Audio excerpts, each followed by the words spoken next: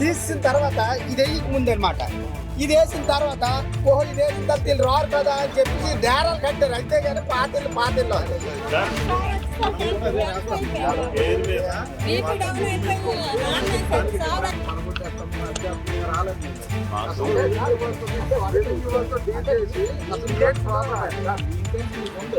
పాత ముత్తాతల నుంచి ఏదైతే ఇక్కడ పుట్టి ఇక్కడే పెరిగి ఇక్కడే జీవిస్తున్నటువంటి కుటుంబాలు ఏదైతే ఉన్నాయో ఈ దళిత కుటుంబాలకైతే మాత్రం సంబంధించి ఒక్కసారిగా అయితే మాత్రం వాళ్ళు ఉంటున్నటువంటి ఇల్లు ఖాళీ చేసి ఎక్కడికైతే వెళ్ళాలంటే అయితే మాత్రం నేరుగా వచ్చేది మాత్రం అధికారులు ఎవరైతే ఉన్నారో ఈ ఎన్హెచ్పికి సంబంధించిన అధికారులు వచ్చేది మాత్రం యంత్రాలతో భయభ్రాంతి గుర్చేస్తున్నారని చెప్తున్నారు.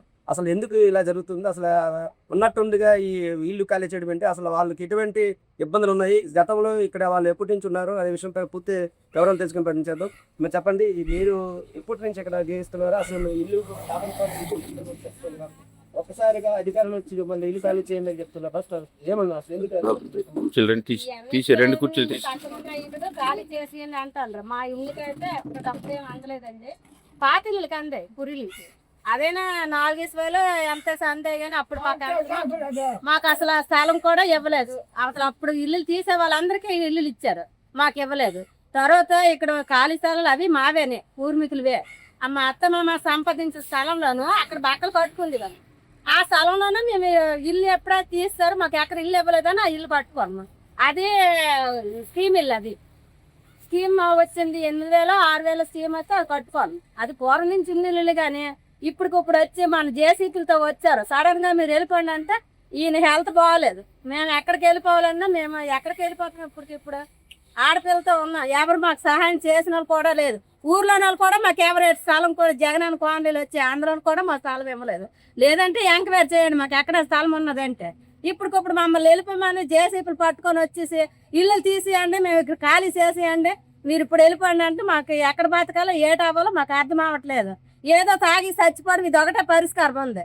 ఎక్కడ ఏదో గతంలో మీకు సంబంధించిన ఏవైతే నివాసాలు ఉన్నాయో అప్పుడు రోడ్ నిర్మాణంలో అయితే మాత్రం మీకు నష్టపరిహారం ఇచ్చాము, ఇంకా ఇవ్వాలంటే ఎలా అంటారు, ఇచ్చారా మీరు ఏమైనా? అప్పుడు పాత ఇళ్ళకి ఇచ్చారండి, కమ్మల ఇళ్ళకి ఆ రోడ్ సైడ్ లో ఉంది పాత రోడ్. అది అప్పుడు సింగిల్ రోడ్డు ఉండేటప్పుడు అది కూడా రోడ్డు పక్కన ఉండేది ఇల్లు, 2 ఇల్లులు, దొంగ రాముడు దొంగ రావణమ్మ, దొంగ బావాజీ దొంగ తిరునాదమ్మ. ఆ ఇల్లు 2 తీసిస్తే అప్పుడు వచ్చాయి డబ్బులు. కానీ ఆ ఇంటికి బదులు అందరికీ స్థలాలు ఇచ్చారు. అప్పుడు ఇల్లు తీసే వాళ్ళందరికీ ఉన్నారు, మాకు మట్టుకు స్థలం కూడా ఇవ్వలేదు. పంచాయతీ ప్రెసిడెంట్లు ఇవ్వలేదు, ఈ ఎంఆర్ఓ కానీ ఆర్ఈ కానీ కలెక్టర్ గారు కానీ ఎవరు మాకు స్థలం ఇవ్వలేదు. కానీ మరి మేము పట్టించుకోలేదు, పోనీలో ఇవ్వకపోని మా స్థలం ఉంది కదా అని ఆ స్థలంలో ఈ స్కీమ్ వస్తే మాకు కొంచెం డబ్బులు ఖర్చు పెట్టి పెంకుటిల్లు కట్టుకున్నాం. ఆ తాటాకులకి వేరే ఈ స్థలం కొనుక్కొని కట్టుకోవచ్చు. డాక్యుమెంట్ కావాలన్నీ కాగితాలు కూడా ఉన్నాయి. ఈ జాగా అయితే మట్టి మేము వేరే వాళ్ళ దగ్గర కొనుక్కొని కట్టుకుని మాకు మట్టి రూపాయి ఇవ్వలేదు. మరి అదే చెప్తుంటే వాళ్ళు వచ్చింది అయిపోయింది. కానీ మెన్నెంట్ సింహారావు పేరు మీద ఉంది డాక్యుమెంట్. ఇది వేరే వాళ్ళ దగ్గర తీసుకొని స్థలం డబ్బులు ఇచ్చి స్థలం కొనుక్కొని కట్టుకుని జాగా. ఇది అందరికీ తెలుసు, పెద్దలకి చిన్నలకి అందరికీ తెలుసు స్థలం కొనుక్కొని కట్టాయి. ఇప్పుడు ఏమంటున్నారంటే తీసేమంటుంది. ఎలాగంటే తీసేస్తుంది రూపాయి ఇవ్వకంటే చేయకంట. ఇప్పుడు మీరు తీసేసారో స్థలాలు ఎక్కడికి వెళ్ళిపోతారు, పిల్లలు ముసలోడు నొట్టుకుని నేను ఎక్కడికి వెళ్తారు వెళ్ళాలి. చోటు దానికి అయిపోయింది, మాది మా స్థలం కాబట్టి మాది కట్టుకున్న జాగా కాబట్టి మాకు తీయలేదు. మీకు అవ్వలేదమ్మా, మీకు డబ్బులు ఇవ్వడం మీకు తీయలేదని చెప్పారు. వరకు హైవే ఎక్స్టెన్షన్ అయ్యేటప్పుడు 4 lanes ఎక్స్టెన్షన్ అయ్యేటప్పుడు అప్పుడు ఎక్విజేషన్ చేశారు. ఎక్విజేషన్ ప్రకారంగా 30 meters అని చెప్పారు. 30 meters లోపల ఉన్న ఆ బౌండరీ లోపల ఉన్న ఇల్లు అన్నిటికీ కూడా కొంతమంది కాంపన్సేషన్ ఇవ్వడం జరిగింది. మిగతా వాటికి కాంపన్సేషన్ అనేది ఇవ్వలేదు. తర్వాత 6 lanes అయిన తర్వాత మళ్ళీ ఎక్స్టెన్షన్ అన్నారు. అప్పుడు కూడా కొన్ని బెకిటీలకి కాంపన్సేషన్ ఇచ్చారు. కానీ ఇప్పుడు మాకు ఈ 4 ఇళ్ళకి పుట్టిల అప్పన్న, అలాగే దొంగ బావాజీ, జరజాన్ అప్పన్న, అలాగే మన్యా నచ్చం, ఈ 4 ఇళ్ళకి మాత్రం ఇప్పటి వరకు ₹1 కూడా మాకు కాంపన్సేషన్ అందలేదు. అందుకుంటా మేము లేని టైంలో మా చేతికి నోటీసులు ఇవ్వకుండా గోడలకి నోటీసులు అంటించేసి నీకు నోటీసులు ఇచ్చేస్తామని చెప్పేసి 4 రోజుల నుండి మళ్ళీ అవి ఇల్లు తిరగేసిన ఇస్తామని చెప్పేసి జేసీబీ అయితే పట్టుకొని వచ్చి ఎక్విప్మెంట్తో మా మీద మా ఇంటి మీదకి రావడం, ఇలాంటి గలాట చేయడం. దీనివల్ల మేమేమవుతున్నామంటే మానసిక ఒత్తిడికి లోనయ్యి చాలా ఇబ్బందులకు గురవుతున్నాం. అందువల్ల నేను కోరుకునేది ఏంటంటే మేము ప్రభుత్వం వారికి సహకరిస్తాము. అలాగే మేము ఒక దళితులుగా ఉన్నాము, మాకు ఇది తప్ప వేరే ఎక్కడ అవకాశం లేదు. ఇది 4 తరాల నుంచి వచ్చే ఇల్లు, ఇది 4 తరాల నుంచి ఇక్కడే ఉన్నాము. అలాంటి ఇల్లుని వదులుకొని ఇల్లు వెళ్ళాలంటే మాకు చాలా బాధాకర విషయమే.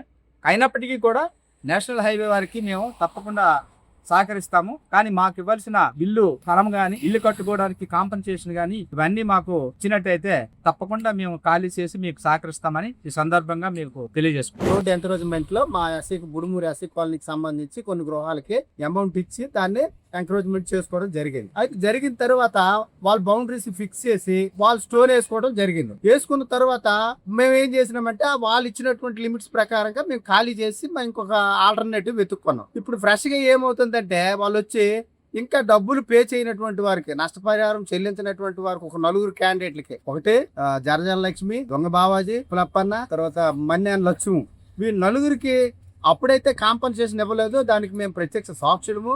తర్వాత ఈ చెక్కులు పంపినప్పుడు కూడా మేము ఉండి వీళ్ళకి డబ్బులు రాలేదంటే వాళ్ళకి ఇల్లు తీసుకున్నప్పుడు ఇస్తామని ఒక NHY వాళ్ళు చెప్పడం కూడా జరిగింది. కానీ ఇప్పుడు ఆ పరిస్థితి ఏమైందంటే వాళ్ళు వచ్చి రాత్రిపూట ఇంటి దగ్గర ఎవరు లేకపోవడం వల్ల మధ్యాహ్నం పూట గట్రా నోటీసులు అంటించేసి మీ ఇల్లు తోసేస్తామని చెప్పేసి వాళ్ళు వెళ్ళిపోవడం జరిగింది. వీళ్ళు వచ్చి మా ఇల్లు తోసేస్తారు అన్నటువంటి కంగారులో వీళ్ళు ఏం చేశారంటే చాలా ఇబ్బందులకి గురవుతున్నటువంటి పరిస్థితి వస్తుంది. ఈ 4 ఇల్లు విషయంలో మాత్రం మేము ఇప్పుడు వచ్చినట్టు ఈ రోజు కూడా నేషనల్ హైవే వాళ్ళు, రెవెన్యూ డిపార్ట్మెంట్ వారు వచ్చారు, వారికి కూడా మా వెర్షన్ చెప్పాము.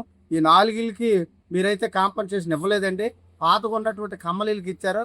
ఆ కమ్మలీల తర్వాత వీళ్ళు మరి కొందరైతే కొనుక్కోనరు, కొందరైతే సొంతంగా పాత స్థలాలు ఉన్నటువంటి వాటిలో ఇల్లు ఏర్పాటు చేసుకొని జీవనం సాగిస్తారు. మరి ఇప్పుడు వారు కట్టుకున్న దానికి మీరు డబ్బులు ఇవ్వకుండా సడన్ గా మీరు తీసేస్తామని అంటే ఇది అసందర్భం అని మేము వారికి చెప్పడం జరిగింది. సర్వేయర్ గారితో, లోకల్ సర్వేయర్ గారితో వీళ్ళు కాంపెన్సేషన్ డిఫరెన్షియేట్ అమౌంట్ ఎంత పే చేయాలో ఒకసారి చూసి ఒక లెటర్ రాసి అది క్లోజ్ చేస్తామండి.